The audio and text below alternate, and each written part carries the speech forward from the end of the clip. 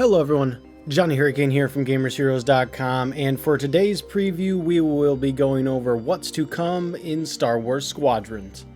Let's get started. Star Wars Squadrons is an aerial dogfighting game done by Motive, which is a studio that works under the umbrella of EA. Takes place shortly after the Return of the Jedi movie, and it is only going to be $40. Now it is a smaller game, and it is only about flying space battles, basically. I guess you'll do it on planets as well, but it's all about dogfighting. The game is set to release on October 2nd, and it has gone gold, which means that there will be no delays, because the last one I did got a delay right after I did the preview, and it also made the claim that there will be no microtransactions. Now, I don't know if that means at just the beginning of the game or the entirety of the game. I'm not entirely sure. Call of Duty does this too, right? They'll be like, no microtransactions, because that's when people are reviewing it, and then like a month later there are microtransactions. So just be wary of that. There's a single player story and there are multiplayer modes. The single player story, as I said, is right after the Return of the Jedi. The Empire is starting to kind of collapse. The Republic is starting to fight back. However, the Empire still has a very strong space fleet, so they're still a force to be reckoned with. For the story, you will play on both sides of the battles. You will play as an Empire pilot as well as a Republic pilot. I'm not sure if it's going to be like you play the same mission and then you just kind of switch sides, or if they're on different missions. Probably, most likely, the end of the game is you fighting each other, right? The pilots going at each other and one wins, one loses. Or maybe they both lose, who knows? Now, it's not just dogfighting in the story. After missions, you'll be able to customize your ship. Different colors, different equipment abilities, things like that. And you'll also be able to have conversations with your co-pilots and your squad mates. No word on if this is actually going to have any meaning, like if there's any choices or if it affects the ending. Probably just going to add to the lore and to the story, if I had to guess. And speaking of that, the creative director has said the length is about, what you would expect for a typical campaign in a multiplayer shooter. So I'm going to be generous and say 8 hours, but realistically it's probably going to be like 6 hours for the story. But really, the game is more about the multiplayer anyways. It's a multiplayer focused game, just has a single player story added to it. Hopefully it's better than Battlefront 2's story, because that was atrocious. But let's get into the multiplayer real quick. There are really only 2 modes at launch. No word if they're going to add more. I would assume they will, but it is a 5v5 team-based multiplayer mode. You can fight bots if you want, and there will be AI pilots in the actual missions if you're doing competitive multiplayer as well, like the capital ships and things like that you have to destroy.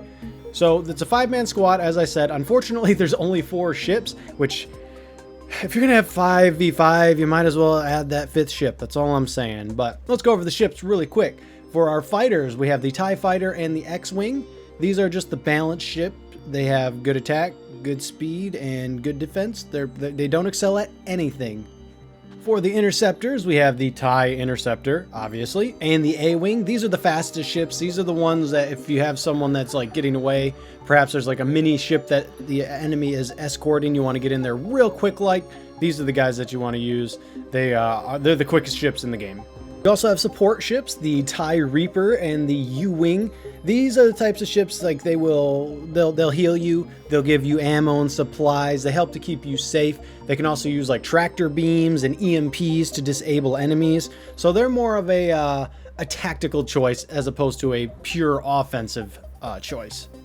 Lastly, we have the bombers, the heavy damage ships, of course the TIE Bomber and the Y-Wing.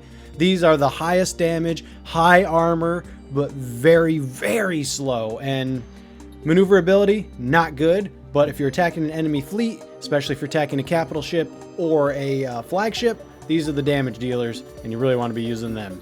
Now, I've done some research on this, and I've looked around. I guess I kind of just assumed that you could play this in third person, but you cannot. This is a first-person strictly game. You will be looking through the HUD of whatever ship you were using. You can add a little bobblehead and adjust the HUD as you see fit, but still, you won't be able to use third person, which means you're not going to be able to use the camera to see who's behind you or anything like that. It's an even playing field this way, but I don't know, I prefer third person. Speaking of customization, all the customization is just unlocked throughout the game. As I said, no microtransactions, no anything like that. No word how long it's going to actually take. Probably a little while because they want you playing for a little while, but at least you can get them for free. There are also customizations that you can put on your ship, like specifically for combat, not just colors. You can get, you know, something that increases your speed, your tractor beams, mines, turrets, chaff to avoid missiles locking onto you. A lot of things like that. I believe they said there's over 50 total, which means you're going to be able to customize your ships very well. And one other thing they mentioned, I thought this was kind of cool. I don't know how well it'll actually work in game. You can basically adjust your power output. So if you need more speed, you can take power from your shields and put it into your engine so you can go faster. If you need more shields, take it from your weapons, put it into your shields. If you need more damage, take it out of your shields, put it into your weapons.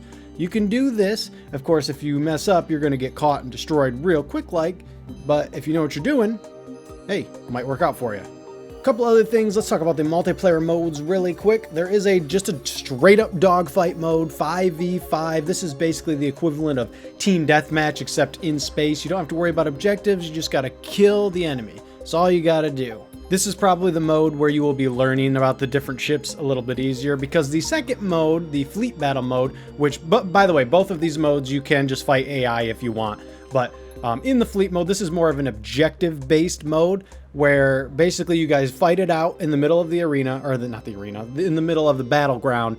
Whoever wins that first battle then gets to go attack the other guy's fleet ships. Then they have to destroy the fleet ships, and you have to defend the fleet ships. If you can defend your fleet ships, you can then push back into the enemy and try and destroy their fleets. If you don't, then you have to defend your starship, your capital starship.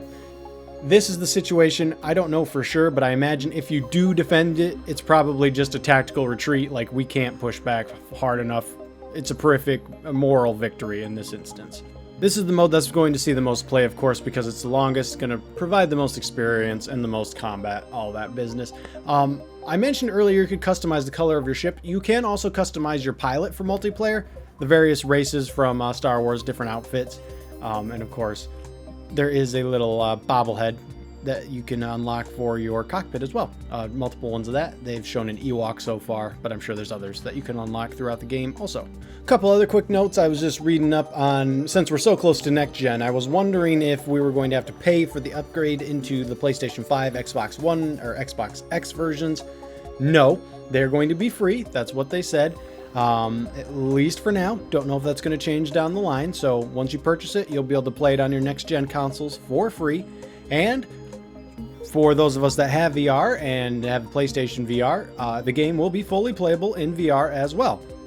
Probably going to run better on PC. Not probably, it is going to run better on PC, but PSVR is an option. Alright, that will do it for this preview. Let me know which side you're going to be picking, what your favorite starship's going to be. I know they're missing some starships. I'm hoping they'll add more down the line, but I don't know. No information on that so far. Anyways, if you liked what you saw, got what you needed, by the way, A-Wing all the way for me. Like, comment, subscribe. See you guys in the next video. Later, Gators.